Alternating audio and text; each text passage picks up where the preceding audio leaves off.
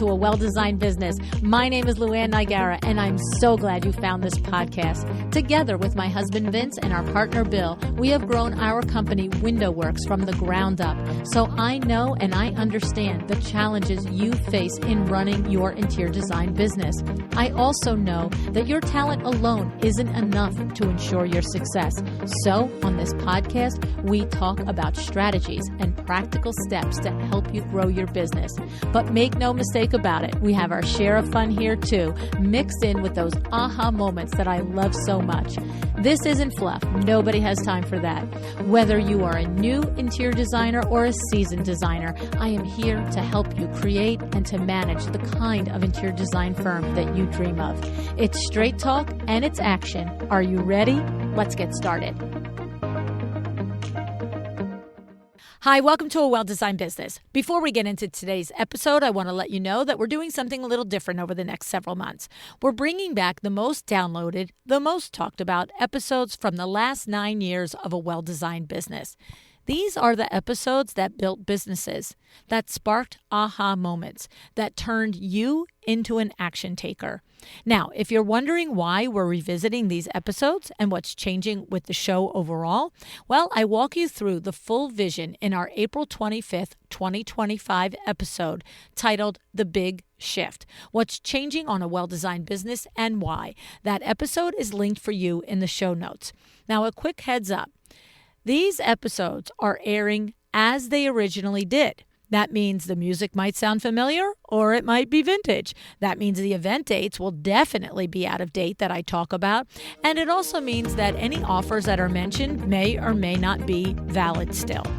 But the insights, still golden. So whether it's your first time hearing this episode or your fifth time hearing it, there's something in this conversation for you right now in this season of your business. So here's the show. I hope you enjoy it.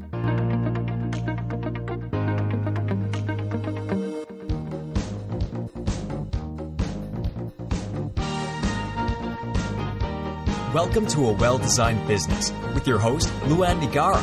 LuAnn has a lifetime of experience building a multi-million-dollar business with her husband and cousin, and she knows the challenges you face in your interior design business. LuAnn brings you real-life answers to your most pressing problems, as well as practical strategies to explode your interior design business. So, let's get to the business of interior design. Hi, welcome back to A Well-Designed Business. And if it happens to be your first time listening to the show, welcome to you too, and I hope you enjoy it. On the show today, I have Deborah Rosenberg, the principal of DiMare Design in Miami, Florida. Deborah is originally from New York, and she has had projects from New York to Florida to the Bahamas to Europe and South America.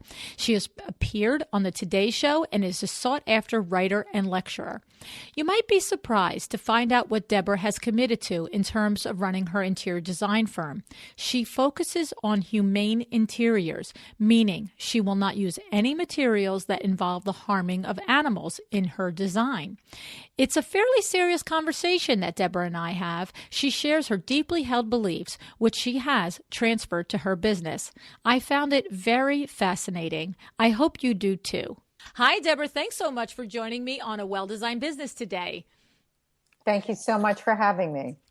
So, as I said in the introduction, you have a very specific niche going on here, Deborah.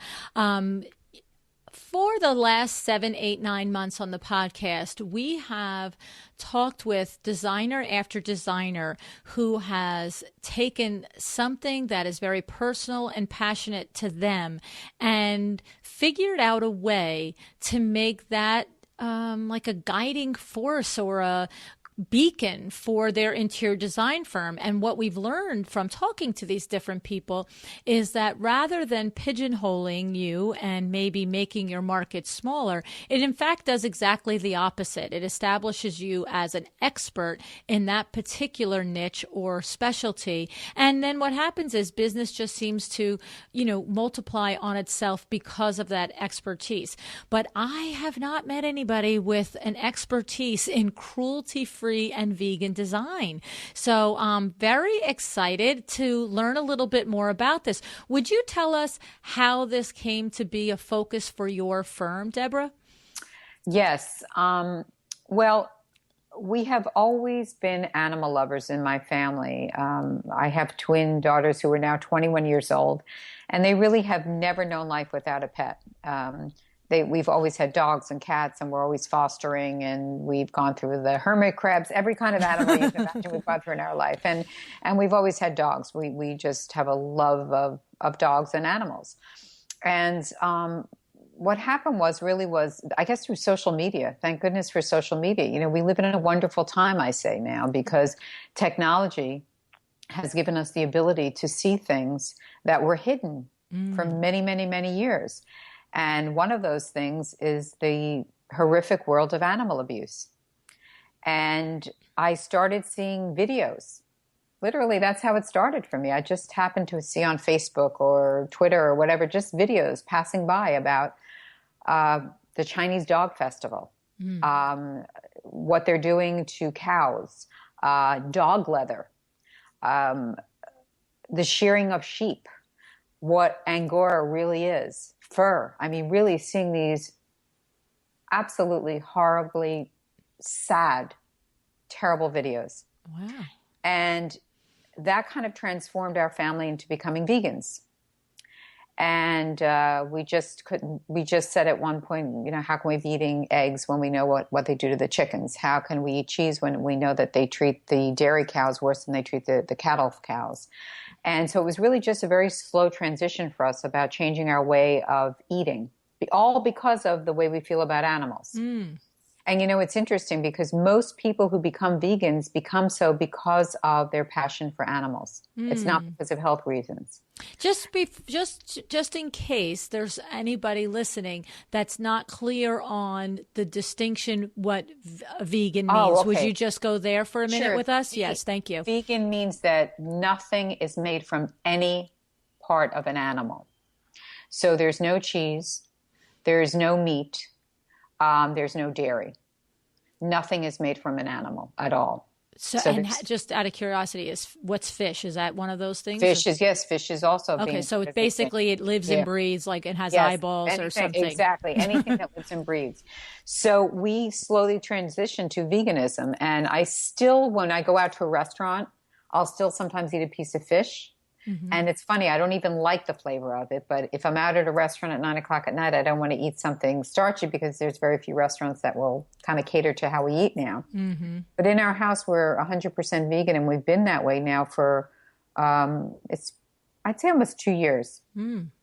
And so that was the first step. And then we started learning about what's going on with the clothing and leather in the clothing. And you're starting to see all these horrible videos about that. And then one day I'm looking at it, and I said, wait a minute, leather. I use leather in my fabrics and my furniture. So I started Googling it, and I start reading all about what's going on with leather in the furniture industry. And how much of the leather could be dog leather. And I think once I started reading about dog leather from China, I just said, can't do this anymore. Wow. Yeah. I've never heard of that. Dog leather? Google it. So is it sold as a faux leather, or faux leather is actually a composite? It's sold as cow leather, and it's dog leather. So it's sold as a genuine leather. It's not like when we buy a faux leather, that's actually faux, right? Is that the case? Yes. It's sold as an actual leather, but it's made of dogs.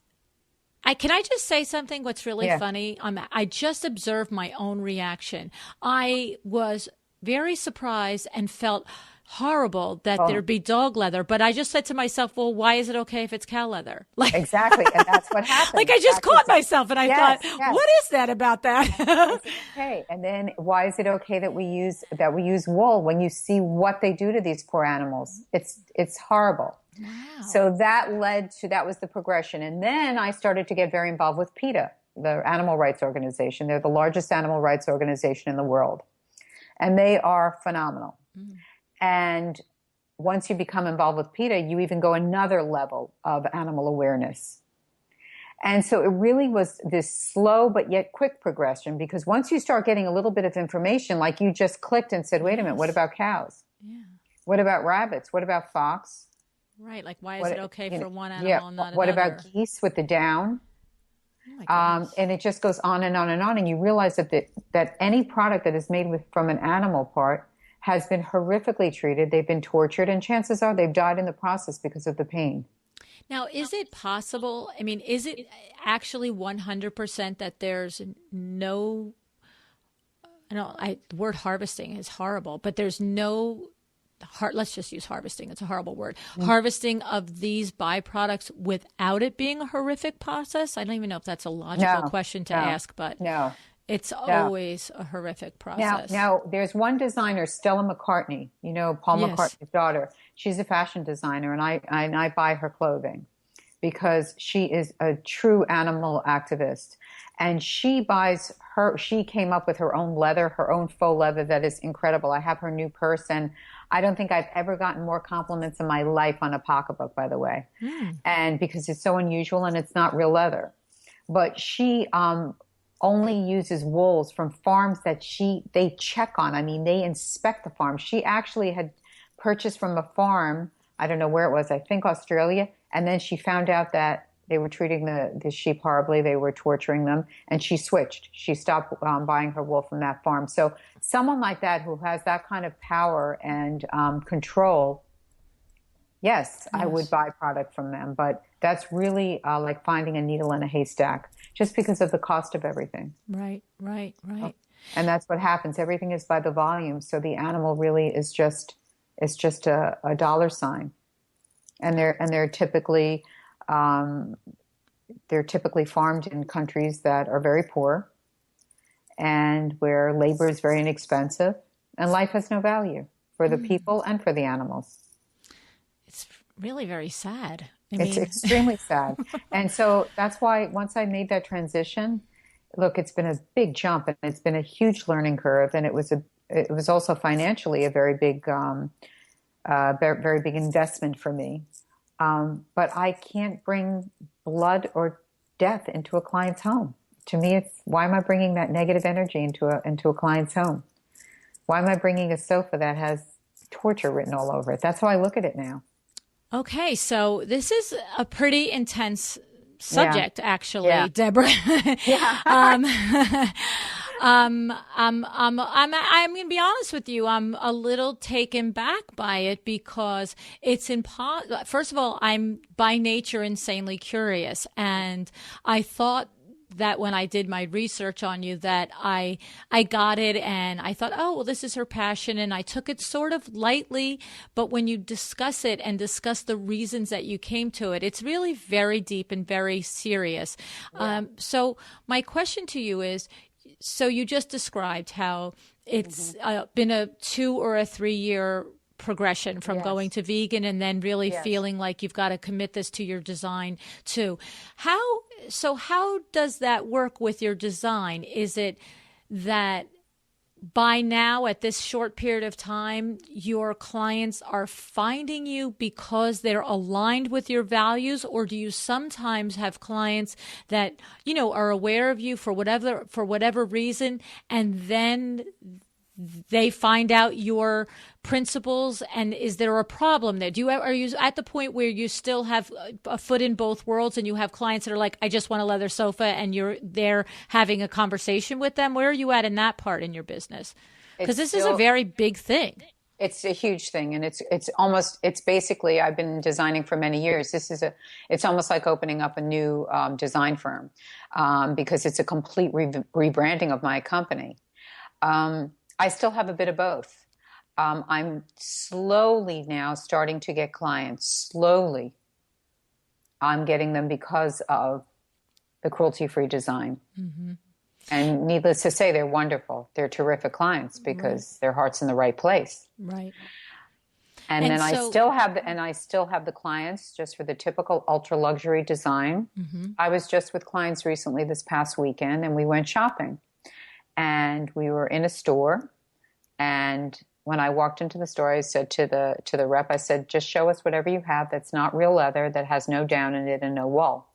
And he's like, okay, lady, see you tomorrow. Right. And so, and then my client was like, oh, that sofa's great. I'm like, yeah, but it's leather. And they're like, well, what do you think? I'm like, no, if you want to buy it, you can buy it, but it's not going to go through me. So it's been, I will not sell anything to any of my clients that is not vegan. So I've made, and what I do is I educate them. It's all about educating people. Mm-hmm. So I show them, this is faux. This is real. Faux is going to be sometimes less expensive, but because I'm using very high quality faux, and it's taken a very long time to find the companies that I like. Right. So I'll use the faux leather, and I say, feel this. And they're like, oh my God, it feels great. I'm like, yeah, isn't this great? It's the same price. And if your daughter spills a whole can of jelly on it, we can wipe it right up with a sponge. Mm-hmm. And you haven't killed any animals. It doesn't smell like an animal, and it's going to last you forever.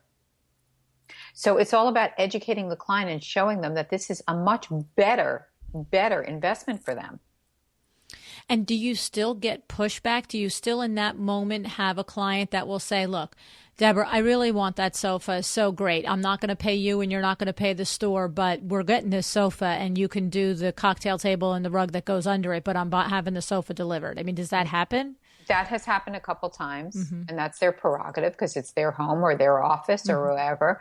But most of the time, I have become educated enough to convince them that this is the right way to go. Right. And of course, you're supplying them with an alternative that's not exactly. less than. It's not like you're saying, here's a plastic couch from Rooms to Go. No, right. I mean, they're getting a beautiful sofa. And again, it's some of the fabrics are literally the same price as the real stuff, because they're so well made. Right.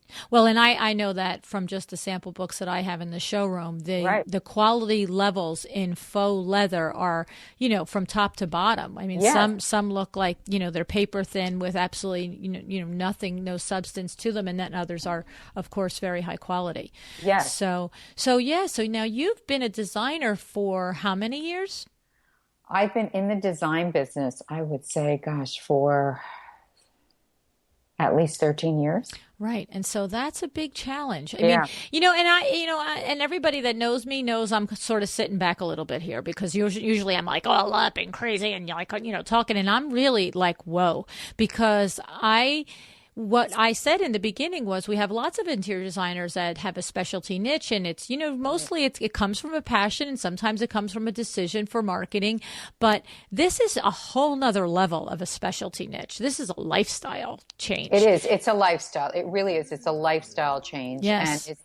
And I mean, we've even, my family and I, we've now transitioned into clothing. I mean, for about the past year, we don't buy anything made of leather anymore, or wool, or silk. And so that goes all the way to shoes and everything else. Shoes we're still having a hard time with, but now you're starting to get more companies that are making shoes that are leather-free, that are made with faux. Yes. Because what I'm really doing right now is what I always do. I'm always thinking about the business end of it. And I'm actually literally thinking about having a 13-year-old firm, having a personal awakening, which is exactly what you had, exactly what it is. And that your whole family shares it, and that really transforming your business to align with it, come heck or high water, if it goes good or doesn't go good. You're committed to it because you're committed to it as a person. Yes, that's a big go thing. Back now. Yeah, that's a big thing. No turning back, because I've seen the dark side. Yes, that's really it. There's no going back. I just can't go back to it, because I love animals too much. Mm-hmm. And that's just the bottom line. It's as simple as that. I love animals too much. Well, and the thing that the lesson in there is that if you really, really do feel something so passionately, guess what? There's a way to make it happen. And there's somebody else could have said, well, I have this personal belief in my whole family, this and this and that, but my business, my clients, I mean, I can't impose it, but I can hear it. It's just too deep inside of you to even not consider it. Yes. Yeah. And that's a pretty, strong position to take. And I admire you for taking it. I don't know that I could be that committed to something, but I guess you've been so really, really moved by the videos and the things that you've seen. I've been so moved by it. And I've been so moved by the people and the clients who have embraced it. Very nice. Now, let's go through logistics. I mean, leather is the obvious thing that's tough, mm-hmm. but so what does that mean in fabric? So cotton is okay because that's grown, okay, right? Linen's okay. Okay. Hemp is great. Tencel, which is a new which is wonderful. I mean, Tencel, I'm working with area rugs. They feel and look just like silk. Okay, because silk is out? Silk is out. Okay. Because also they get silk clearly from the worms, but also from certain sheep. And they go through a process that is also awful. Okay. And so you have Tencel, hemp, linen, bamboo, cotton. There's so many man-made products now, made with this whole recipe of different recyclable products. So it's really there's a lot out there. It just takes a lot of education and a lot of going through a lot of test runs, right? Before you can come up with the perfect combinations. And what's funny is just when you said the man-made products, one of the things that I just heard in my own head is, so now we start to go to the man-made products. And when we say that, we're talking about nylons and polys and all of that, right? Mm-hmm. So now do you have a situation where you have to wonder if they have chemicals in those? Yes. Because I'm like, whoa, wait a second. So what we are focusing on as much as we can are organic man-made products. Okay, so that's a whole nother layer that we're actually now educating ourselves with a lot. Okay. So we're bringing it down. For example, that's interesting that you talked about that, because just the other day I was placing an order for a sofa with my upholsterer, and he's like, Deborah, don't worry. We have all the organic down.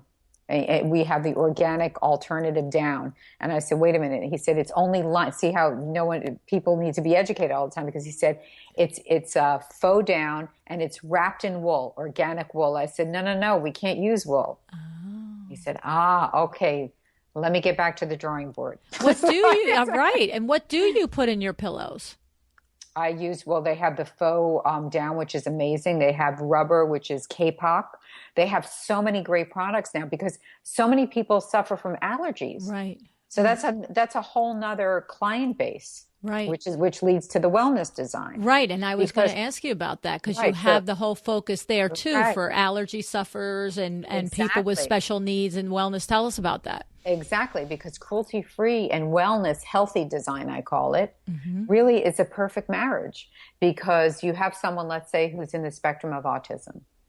And many people who are in the spectrum are very sensitive to smell and touch and texture. Not all of them, but many. So now we bring in cruelty-free design. There's no smell of leathers. There's no smell of hides. There's no scratchiness of wool. There is no feathers popping out of pillows. So it's a perfect alternative. Someone who has allergies, why would we use down? Why would we use a scratchy wool that collects dust and scratches? Right. Instead, we'll use something that's not made from animals.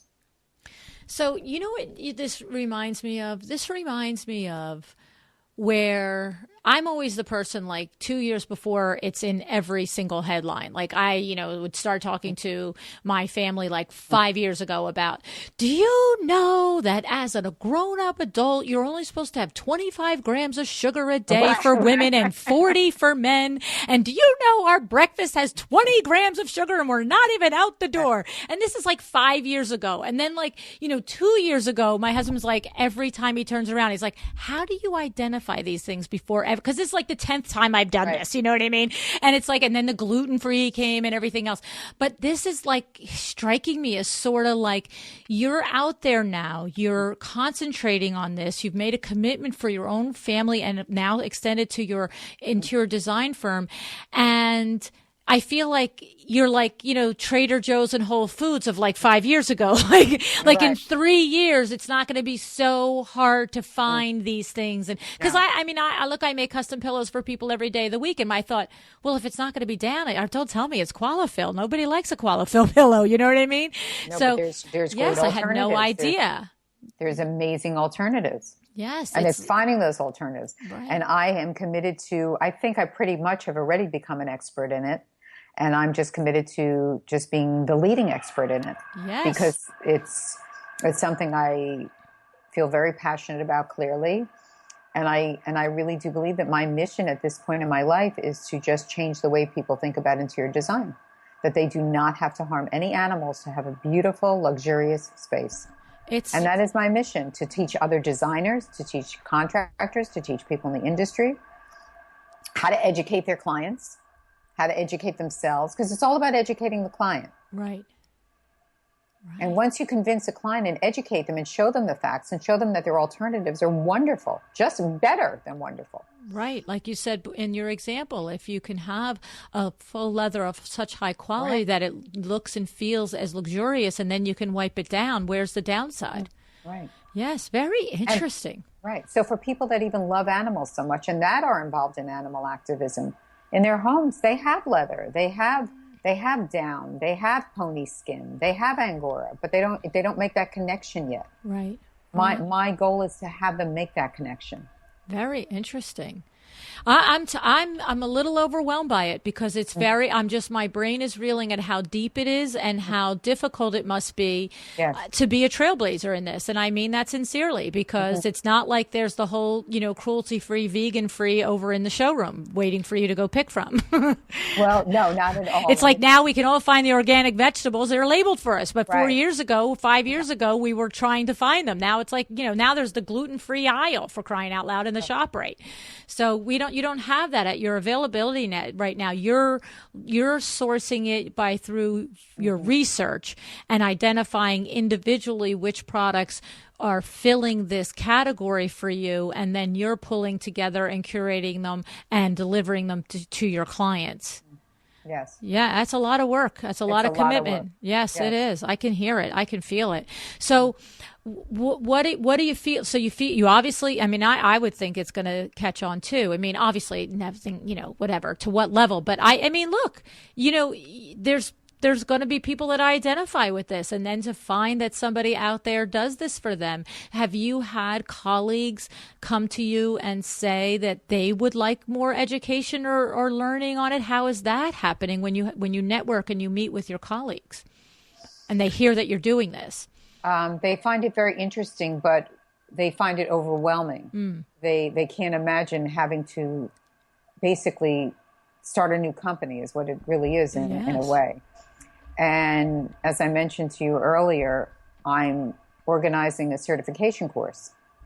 And I think that is going to be a really great thing for colleagues, other designers, people in the industry. So it will be a course that will give them all the information, all the resources, all the education, all the legwork compounded into a certification. Isn't that something? So everything that you're learning and all of the things and the sources and the places and the go-to stuff, you're going to combine it all into not only a resource module, but a teaching module on the reasons and the why this, like I had to ask a silk part of it. Like you're going to go through that whole thing. Yes. And PETA has been wonderful. PETA has been an amazing organization. They cannot help me enough. Isn't that something? I write for them now every month. I write different articles on veganizing your home 101. And so we'll pick a leather, we'll pick a pony skin, we'll pick 5 tips to veganize your space that won't cost you anything. Interesting. What to look for. If you go to Target, how do you find something that's vegan? What to look for. Very interesting. And that's on the PETA website that you're guest blogging PETA. There. Yes. Very interesting. That's exciting. Well, okay. So I'll tell you what, I'm overwhelmed. I love it. I think I admire the fortitude that it takes to make a commitment to something like that. I mean, it's not lost on me how it is, really deep in your bones and means that much to you. So, hats off to you. Thank you. So let's do this. Let's take a break, and then I'm going to tell everybody about Kravit Inc. And when we come back, we'll talk a little bit more about your actual design business, okay? Okay.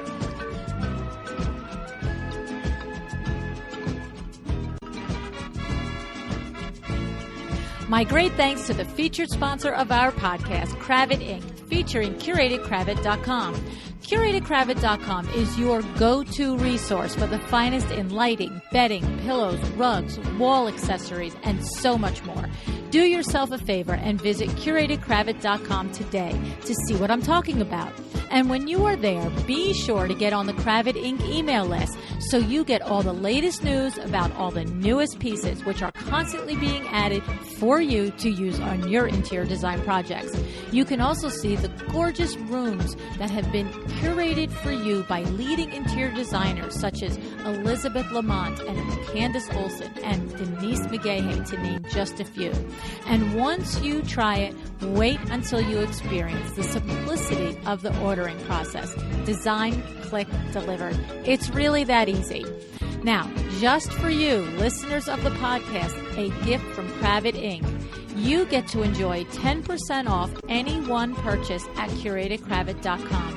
Just enter the code CKPodcast at checkout and save 10% on the entire purchase. Isn't this so generous of Kravit Inc. to give to us? So now, go over to curatedkravit.com today and see for yourself this valuable resource for you and your interior design business.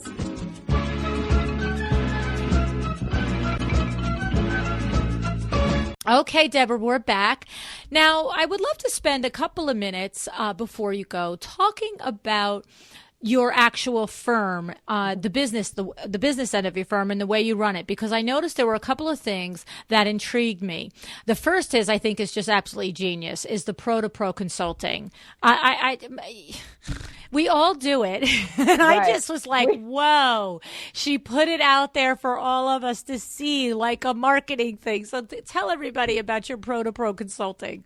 Well, it's just, we should all hold hands and love one another is basically the mantra. Because if we have a project in New York or LA or Chicago, well, let's work with another designer there, and we can all do well. We can all make money, and we know the project is being run properly on all ends. We can be doing the drawings and the work and the procurement in our office here in Miami, but we can have the designer overseeing in Chicago. And, it should be kumbaya between all the professionals, in a perfect world.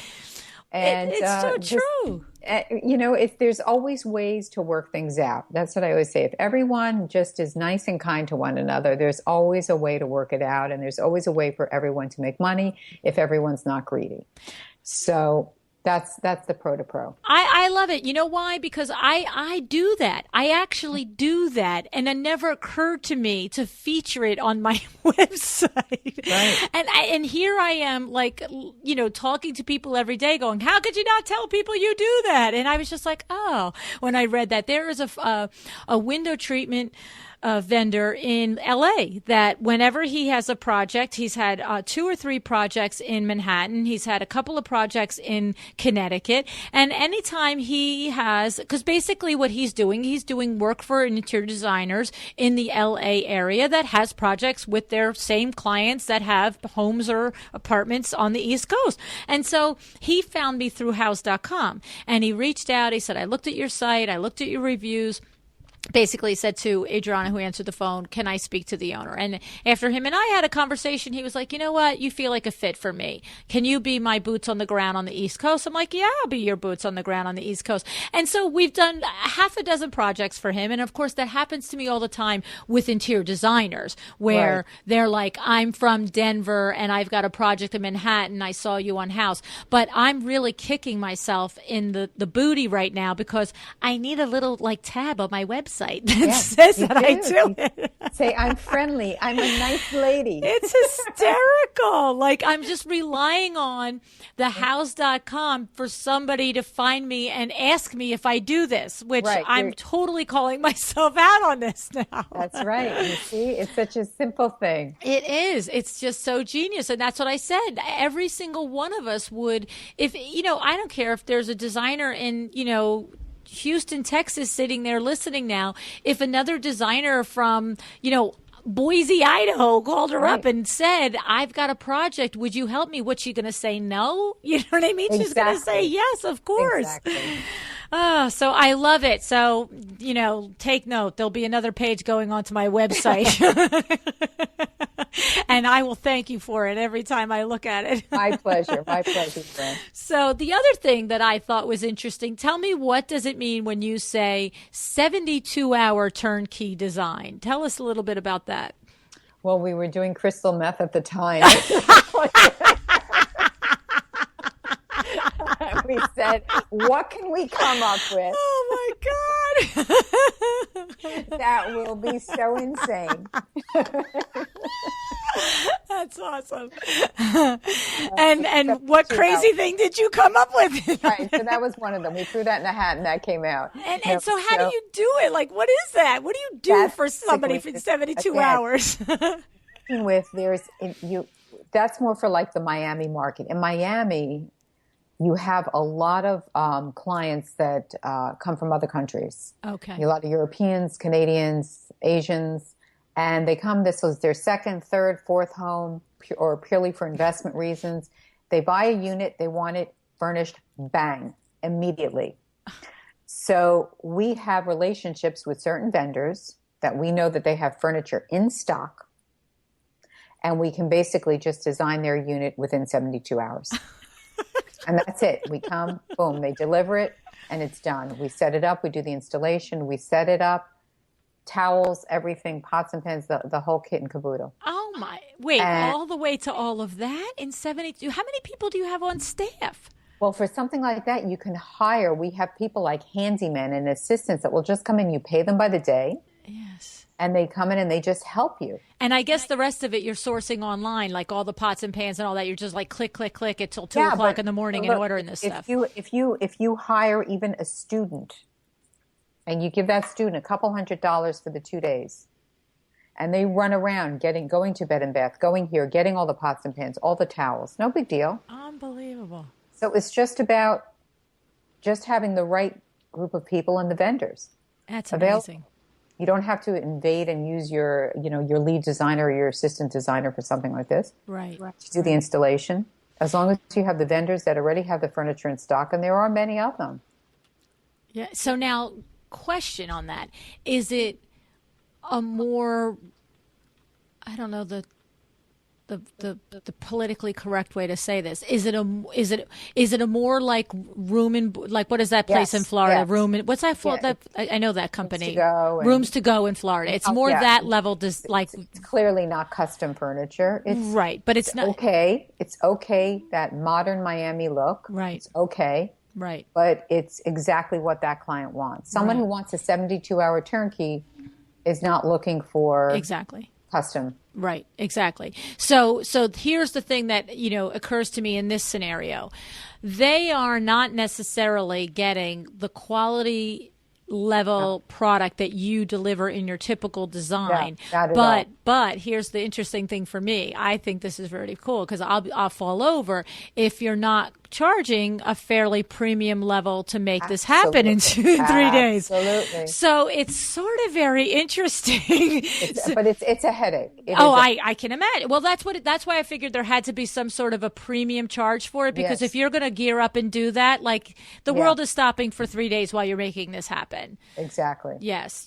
And so, but it's something that I felt that we had to include in the Miami area, because it is something that other designers offer, and you want to offer it. Right. Well, and to me, it occurs to me, it's a way to scoop into that market that's going to go to rooms to go anyway, but to package it and offer it within a service that has value and puts premium back onto it, so that out of country client might not have the aesthetic or appreciation for the difference in a sofa that actually, is custom designed. Yes. But they have and because in New York City, we deal with a lot of this sort of demographic as well. It's not that they don't want service. It's not that they are on their last nickel. It's just that they have no patience for the process of it taking too long, and they don't really have a level of care to that high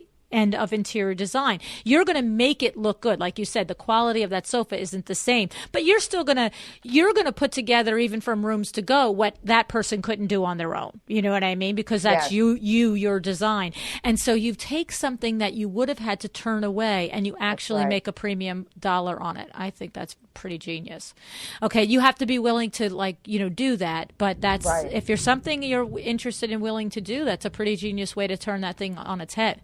Yes. So, okay, that's pretty cool. And then tell us about the concierge services. Is that, you tell us what it is, and then tell me, is that only connected with your actual luxury design services? Yes, and we actually don't get a lot of demand for that in Miami because most realtors actually offer that as well. But that's something that we have done and we always offer to our clients. Again, for the client that's out of town, we will come and we same thing. You hire someone, they go get the flowers, they go pick up the liquor, they go pick up whatever they need so their home is welcome and ready for them. If they need their plants watered, we have someone that can do that. So we're just offering everything to that out-of-town client because in Miami you do have a lot of that. Oh, so you're not talking about just when you deliver a design project. You're talking about somebody who's your client. You've done work for them. And then you say, if you leave and you go back to Hong Kong for 3 months and you come back on the May 1st, if you want me to put your house together and freshen it up. Oh. Yes. Okay. I always wish I had that at my shore house. I always say to my husband, it'd be really swell if we could just walk in here and all the food would be here. Exactly. All the sheets would be cleaned and fluffed. Right. Exactly. That's exactly what the concierge service does. But again, a lot of real estate companies in Miami offer that service as well. But we have used it before. Not a lot, but we have used it for sure. Well, and I could see that the people that you've done the design for, now the relationship is there. So why turn it away and have them go look for somebody else to do that? Exactly. Very interesting. I was mistaking it. I was thinking it was just the close of a nice project that you did that for. Because not that a lot of people stock people's refrigerators, by the way, but they'll do all the other pretty nice things on the install day. So, but you're okay. I get it. It's like that service I dream for at my shore house. Yes, definitely. Right. When you get there at 10:30 at night and you're like, oh, there's no milk. Exactly. Yeah.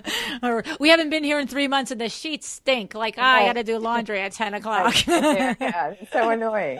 The concierge service. Exactly.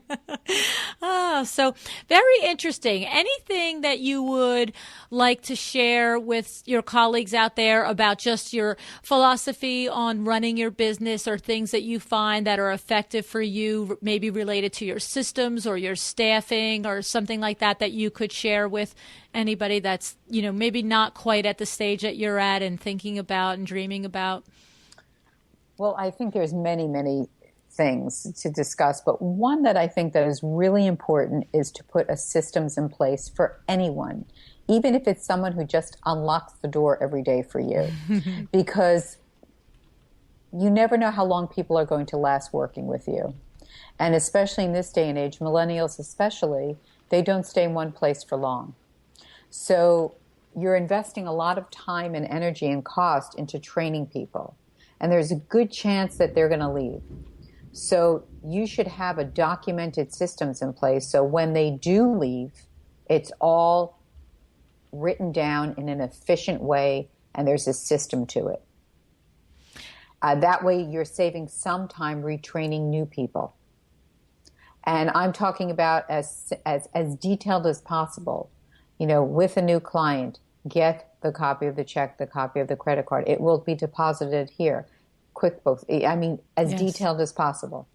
Detail.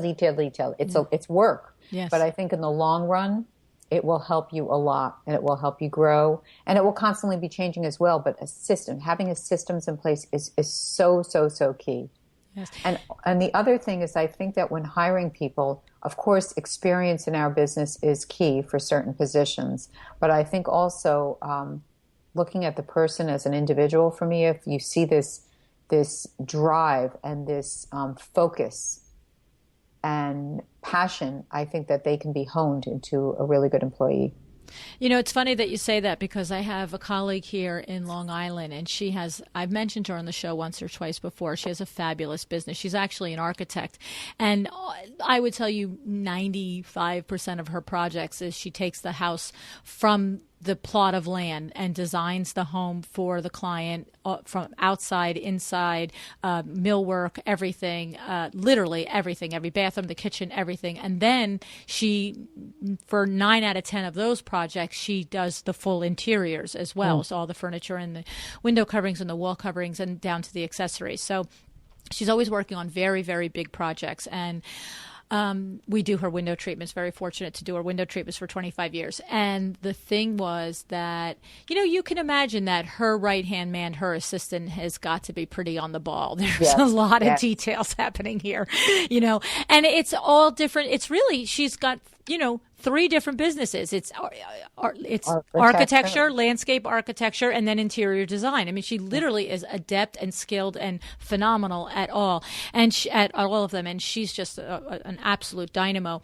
And it's funny that you said somebody with drive and persistence, and you see something in them, because for the first time in all the years I've known her, she hired an assistant this past winter who has absolutely no expertise or experience or education in interior design. And usually every assistant that she's had has always come, from the field. Not that she, sometimes they're out of college and sometimes they have experience, but they've always been from the field. And when I was at her studio several months ago, after her new assistant was on board for maybe a month, we were chatting, the 3 of us working on a project together, and she sent the assistant to go get some files or something. And she looked at me and she goes, "What do you think?" And I said, "Well, she's adorable. She's the sweetest thing on the planet." I said, "And she certainly is eager." And she said she has absolutely no experience. And I said, "Really?" And I said, "Why did you hire her?" And she said, "LuAnn, if I told you that from the time I met her and interviewed her, the number of times that she followed up with me and convinced me that despite having no experience, she would be productive for me, and she just said, I will learn everything I have to learn. I want to work for you." And you know what? And I looked at her, I said, "Really?" And she said, "Yeah." I said, "So how's it going?" She goes, "So far, she's true to her word." So there's been some things, some questions that come back and forth. Sure. And then, the principal has to say to me, "No, that's not," she'll pop in on the email. She's like, "That's not the question I meant." You know what I mean? I'm like, "Oh, okay. Now I get it." But I mean, like you said, there's something to be said for somebody that just has a passion and a drive for whatever the job is, and is motivated to be important and be valuable to you. Right. Right. And of course your systems thing, it's funny because a lot of times I will ask the guest off air that question, and I'll say, be prepared for it. And I didn't give you the question beforehand. I just hit you with it. And it's funny that you say systems, because we have discussed systems numerous times. And recently Stacey Brown Randall was on the show, and she's an outside industry expert. Mm-hmm. And she basically said the exact same thing. She said, system, from day, task 1, exactly. How do you answer the phone? And I don't know if you know about this. I'll share this with you. It was news to me. She shared with all of us Camtasia and ScreenFlow. And so where you're talking about putting it in a manual, what she described to us is that you can have these programs they make a video of what you're doing on your computer, and they record your voice as you're explaining to somebody. So maybe you're in a QuickBooks and you're saying, this is where you enter the check. This is where this is where that. And this program is capturing all of that in a video. And now you have a video for an onboard trainee. Well, that's also with QuickTime. Okay. Mac, you can also, I do that all the time. Okay. In our Dropbox, I must have 15 or 20 videos. See, I didn't know that QuickTime does that. Some of them are just a minute or two. Right. Just showing how to enter this, how to create the perfect presentation. Right. See, so you're already doing it. Yeah, and it's a pain. It's a pain in the butt, but you know what? You have to do it, because you're going to want to kill yourself when that person all of a sudden doesn't show up, and you have to hire someone else right away, and it saves you many steps. Right. She said the same thing. She goes, here's the thing. She goes, I'm telling you all how to do it. She said, but how many of you are going to go do it? And she said, this process is painful to get through. She said, but what she suggested was set a goal out for 2 a month. Even if it's just 2 a month. She said in 6 months, you'll have 12 done. That's right. Way more than you have done now, That's right? So I think it's fair. It's pretty interesting how you have this, you have that standard for yourself, and it's echoed exactly in our expert guests, advice as well. Right. So, I was in love with you anyway. And so now I'm just like, it's a slam dunk. I'm like, she's a passionate, smart lady, and she runs a good business. Clearly.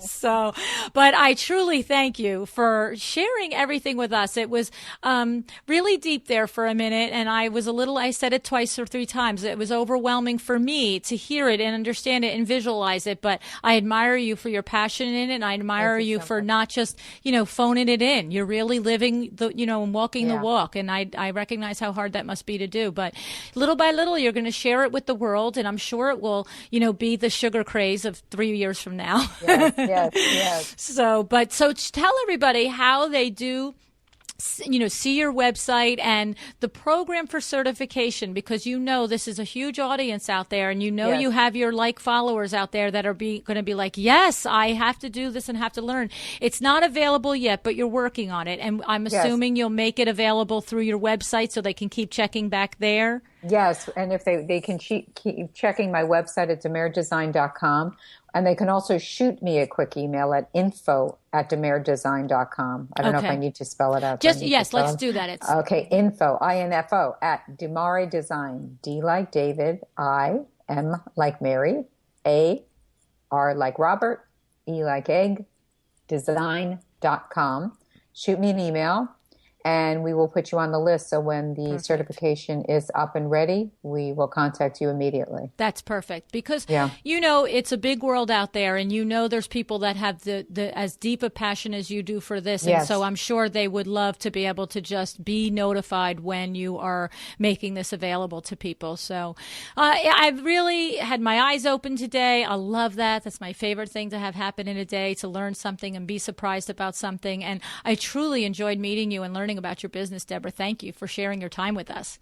Thank you so much for having me. So talk about niching your firm, huh? And talk about standing in your space and living and breathing your core beliefs. I'm so impressed how Deborah has incorporated her family's values into her business. Deborah does this because it means something very important to her. But let's not overlook the business reality here.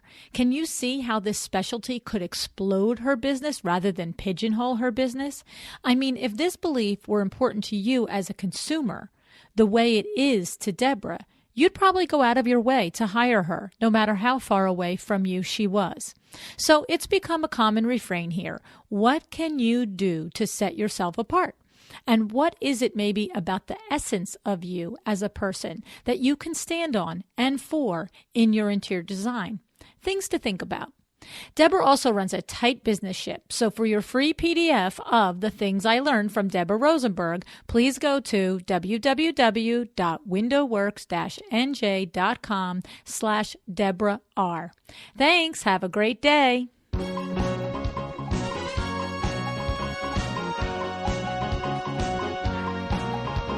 Thank you for joining me again today for another episode of A Well-Designed Business. This podcast is a production of WindowWorks in Livingston, New Jersey, your trade resource for custom window treatments and awnings. Learn more about WindowWorks at www.windowworks-nj.com. All of our music is original music by Room 2 Productions. Please contact us if you want to learn more about original music for your business or your events.